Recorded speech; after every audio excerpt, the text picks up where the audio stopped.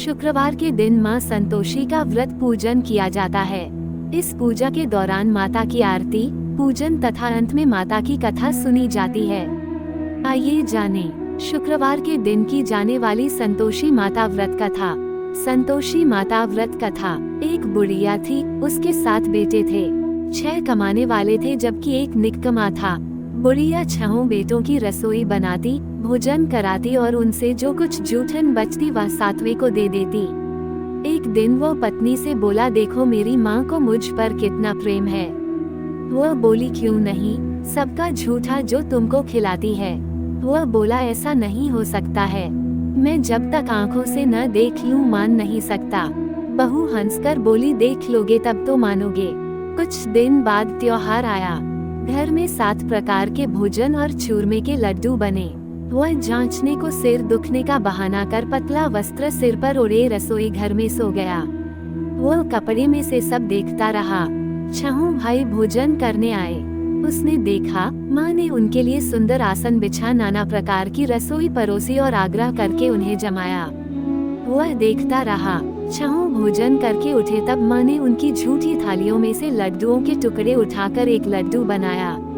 जूठन साफ कर बुढ़िया माँ ने उसे पुकारा, बेटा 6 भाई भोजन कर गए, अब तू ही बाकी है, उठ तू कब खाएगा। वह कहने लगा, माँ मुझे भोजन नहीं करना, मैं अब परदेश जा रहा हूँ। माँ ने कहा, कल जाता हो तो आज चला जा। वह बोला, हाँ आज ही जा रहा हूँ। ये कहकर वह घर से निकल गया। 7वें बेटे का परदेश जाना। चलते समय पत्नी की याद आ गई। वह गौशाला में कंडे उपले थाप रही थी। वहाँ जाकर बोला, हम जावे परदेश आवेंगे कुछ काल, तुम रहियो संतोष से धर्म आपनो पाल। वह बोली, जाओ पिया आनंद से हमारो सोच हटाया, राम भरोसे हम रहे ईश्वर तुम्हें सहाय। 2 निशानी आपन देख धरू में धीर, सुधी मति हमारी बिसारियो रखियो मन गंभीर। वह बोला, मेरे पास तो कुछ नहीं, यह अंगूठी है सो ले और अपनी कुछ निशानी मुझे दे। वह बोली, मेरे पास क्या है, ये गोबर भरा हाथ है। ये कहकर उसकी पीठ पर गोबर के हाथ की थाप मार दी। वह चल दिया। चलते चलते दूर देश पहुंचा। परदेश में नौकरी। वहाँ एक साहूकार की दुकान थी। वहाँ जाकर कहने लगा, भाई मुझे नौकरी पर रख लो। साहूकार को जरूरत थी, बोला रह जा। लड़के ने पूछा, तनख्वाह क्या दोगे। साहूकार ने कहा, काम देखकर दाम मिलेंगे। साहूकार की नौकरी मिली। वह सुबह 7 बजे से 10 बजे तक नौकरी बजाने लगा। कुछ दिनों में दुकान का सारा लेन देन, हिसाब किताब, ग्राहकों को माल बेचना सारा काम करने लगा। साहूकार के 7-8 नौकर थे, वे सब चक्कर खाने लगे, ये तो बहुत होशियार बन गया। सेठ ने भी काम देखा और 3 महीने में ही उसे आधे मुनाफे का हिस्सेदार बना लिया। वह कुछ वर्ष में ही नामी सेठ बन गया और मालिक सारा कारोबार उस पर छोड़कर चला गया।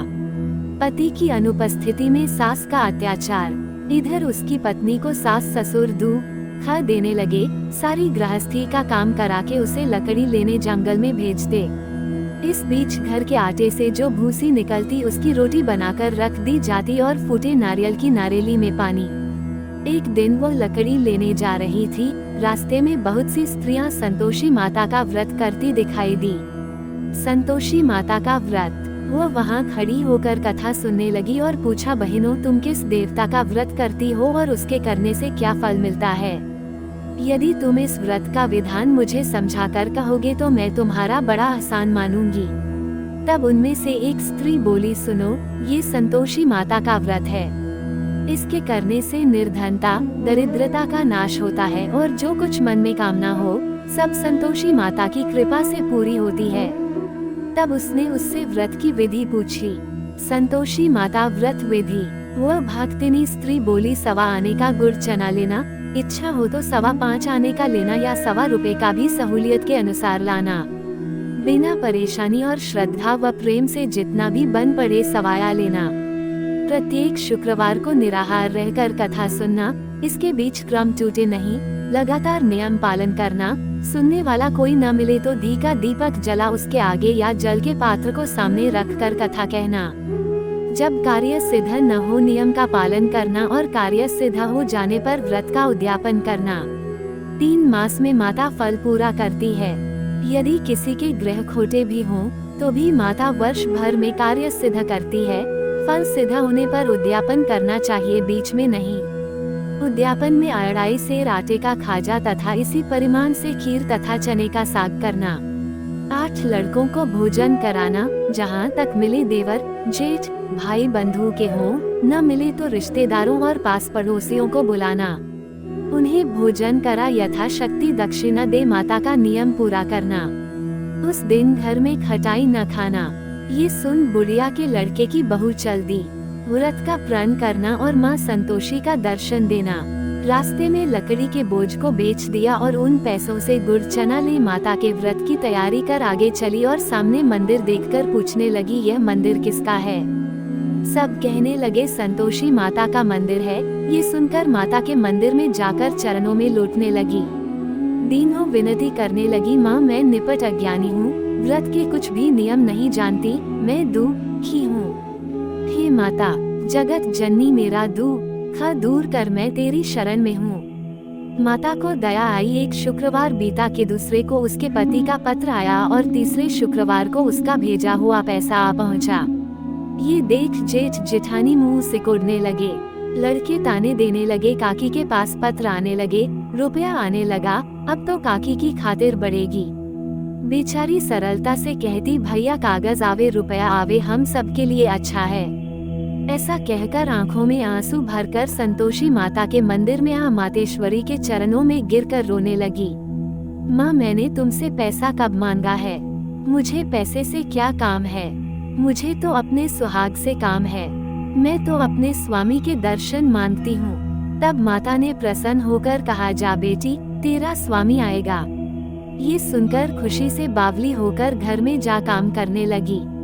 अब संतोषी माँ विचार करने लगी, इस भोली पुत्री को मैंने कह तो दिया कि तेरा पति आएगा, लेकिन कैसे? वो तो इसे स्वप्न में भी याद नहीं करता। उसे याद दिलाने को मुझे ही जाना पड़ेगा। इस तरह माताजी उस बुढ़िया के बेटे के पास जा स्वप्न में प्रकट हो कहने लगी, साहूकार के बेटे सो रहा है या जागता है? वो कहने लगा, माता सोता भी नहीं जागता भी नहीं हूँ, कहो क्या आ गया है? माँ कहने लगी, तेरे घर बार कुछ है कि नहीं? वह बोला, मेरे पास सब कुछ है, माँ बाप है, बहू है, क्या कमी है? माँ बोली, भोले पुत्र तेरी बहू घोर कष्ट उठा रही है, तेरे माँ बाप उसे परेशानी दे रहे हैं। वह तेरे लिए तरस रही है, तू उसकी सुध ले। वह बोला, हाँ माता जी ये तो मालूम है, परंतु जाऊं तो कैसे? परदेश की बात है, लेन देन का कोई हिसाब नहीं, कोई जाने का रास्ता नहीं आता, कैसे चला जाऊं? माँ कहने लगी, मेरी बात मान, सवेरे नहा धोकर संतोषी माता का नाम ले, घी का दीपक जला दंडवत कर दुकान पर जा बैठ। देखते देखते सारा लेन देन छुट जाएगा, जमा का माल बिक जाएगा, सांझ होते होते धन का भारी ढेर लग जाएगा। अब बूढ़े की बात मानकर वह नहा धोकर संतोषी माता को दंडवत घी का दीपक जला दुकान पर जा बैठा। थोड़ी देर में देने वाले रुपया लाने लगे, लेने वाले हिसाब लेने लगे। कोठे में भरे सामान के खरीददार नकद दाम दे सौदा करने लगे। शाम तक धन का भारी ढेर लग गया। मन में माता का नाम ले चमत्कार देख प्रसन्न हो घर ले जाने के वास्ते गहना कपड़ा सामान खरीदने लगा। यहाँ काम से निपट तुरंत घर को रवाना हुआ। उधर उसकी पत्नी जंगल में लकड़ी लेने जाती है, लौटते वक्त माताजी के मंदिर में विश्राम करती। वो तो उसके प्रतिदिन रुकने का जो स्थान ठहरा, धूल उड़ती देख वो माता से पूछती है, हे माता ये धूल कैसे उड़ रही है? माता कहती है, हे पुत्री तेरा पति आ रहा है, अब तू ऐसा कर लकड़ियों के 3 बोझ बना ले, एक नदी के किनारे रख और दूसरा मेरे मंदिर पर व तीसरा अपने सिर पर। तेरे पति को लकड़ियों का गट्ठर देख मोह पैदा होगा, वो यहाँ रुकेगा, नाश्ता पानी खाकर माँ से मिलने जाएगा, तब तू लकड़ियों का बोझ उठाकर जाना और चौक में गट्ठर डालकर जोर से आवाज लगाना, लो सासू जी लकड़ियों का गट्ठर लो, भूसी की रोटी दो, नारियल के खेपड़े में पानी दो, आज मेहमान कौन आया है? माताजी से बहुत अच्छा कहकर वह प्रसन्न मन से लकड़ियों के 3 गट्ठर बनाई, एक नदी के किनारे पर और एक माताजी के मंदिर पर रखा। इतने में मुसाफिर आ पहुंचा। सूखी लकड़ी देख उसकी इच्छा उत्पन्न हुई कि हम यहीं पर विश्राम करें और भोजन बनाकर खा पीकर गांव जाएं। इसी तरह रुककर भोजन बना, विश्राम करके गांव को गया। सबसे प्रेम से मिला। उसी समय सिर पर लकड़ी का गट्ठर लिए वो उतावली सी आती है। लकड़ियों का भारी बोझ आंगन में डालकर जोर से 3 आवाज देती है, लो सासू जी, लकड़ियों का गट्ठर लो, भूसी की रोटी दो, आज मेहमान कौन आया है। ये सुनकर उसकी सास बाहर आकर अपने दिए हुए कष्टों को भुलाने हेतु कहती है, बहू ऐसा क्यों कहती है, तेरा मालिक ही तो आया है, आ बैठ, मीठा भात खा, भोजन कर, कपड़े गहने पहन। उसकी आवाज सुन उसका पति बाहर आता है। अंगूठी देख व्याकुल हो जाता है। माँ से पूछता है, माँ ये कौन है।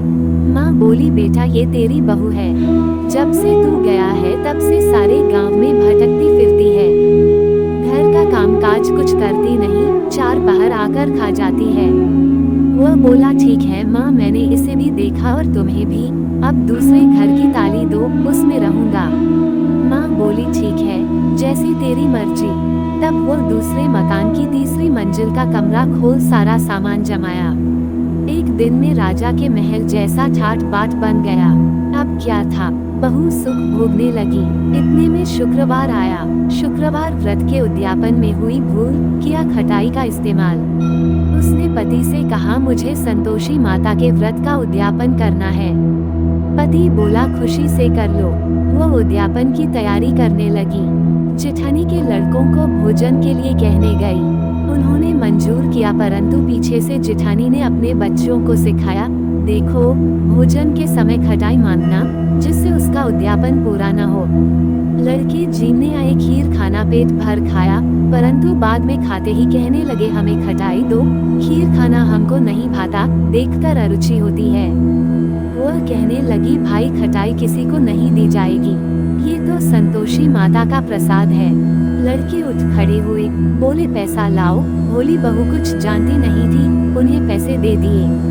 लड़के उसी समय हट करके इमली खटाई ले खाने लगे। ये देखकर बहू पर माताजी ने कोप किया। राजा के दूत उसके पति को पकड़ कर ले गए। जेठ जेठानी मन माने वचन कहने लगे, लूट लूट कर धन इकट्ठा कर लाया है, अब सब मालूम पड़ जाएगा जब जेल की मार खाएगा। बहू से यह सहन नहीं हुए। माँ संतोषी से मांगी माफी। रोती हुई माताजी के मंदिर गई, कहने लगी, हे माता, तुमने क्या किया। हंसा कर अब भक्तों को रुलाने लगी। माता बोली, बेटी तूने उद्यापन करके मेरा व्रत भंग किया है। वह कहने लगी, माता मैंने कुछ अपराध किया है, मैंने तो भूल से लड़कों को पैसे दे दिए थे, मुझे क्षमा करो, मैं फिर तुम्हारा उद्यापन करूंगी। माँ बोली, अब भूल मत करना। वह कहती है, अब भूल नहीं होगी, अब बतलाओगे कैसे आवेंगे। माँ बोली, जा पुत्री, तेरा पति तुझे रास्ते में आता मिलेगा। वह निकली, राह में पति आता मिला। वह पूछी, कहाँ गए थे। वह कहने लगा, इतना धन जो कमाया है उसका टैक्स राजा ने मांगा था, वह भरने गया था। वह प्रसन्न हो बोली, भला हुआ, अब घर को चलो। कुछ दिन बाद फिर शुक्रवार आया, फिर किया व्रत का उद्यापन। वह बोली, मुझे फिर माता का उद्यापन करना है। पति ने कहा, करो। बहू फिर जेठ के लड़कों को भोजन को कहने गई। जेठानी ने 1-2 बातें सुनाई और सब लड़कों को सिखाने लगी, तुम सब लोग पहले ही खटाई मांगना। लड़के भोजन से पहले कहने लगे, हमें खीर नहीं खानी, हमारा जी बिगड़ता है, कुछ खटाई खाने को दो। वह बोली, खटाई किसी को नहीं मिलेगी, आना हो तो आओ। वह ब्राह्मण के लड़के लाकर भोजन कराने लगी। यथाशक्ति दक्षिणा की जगह 1-1 फल उन्हें दिया। संतोषी माता प्रसन्न हुई। संतोषी माता का फल, माता की कृपा होते ही 9वें मास में उसके चंद्रमा के समान सुंदर पुत्र प्राप्त हुआ। पुत्र को पाकर प्रतिदिन माता जी के मंदिर को जाने लगी। माँ ने सोचा, ये रोज आती है, आज क्यों न इसके घर चलूं। यह विचार कर माता ने भयानक रूप बनाया। गुड़ चने से सना मुख, ऊपर सूंड के समान होठ, उस पर मक्खियां भिन भिन कर रही थी। देहली पर पैर रखते ही उसकी सास चिल्लाई, देखो रे, कोई चुड़ैल डाकिन चली आ रही है, लड़कों इसे भगाओ, नहीं तो किसी को खा जाएगी। लड़के भगाने लगे, चिल्लाकर खिड़की बंद करने लगे। बहू रोशनदान में से देख रही थी।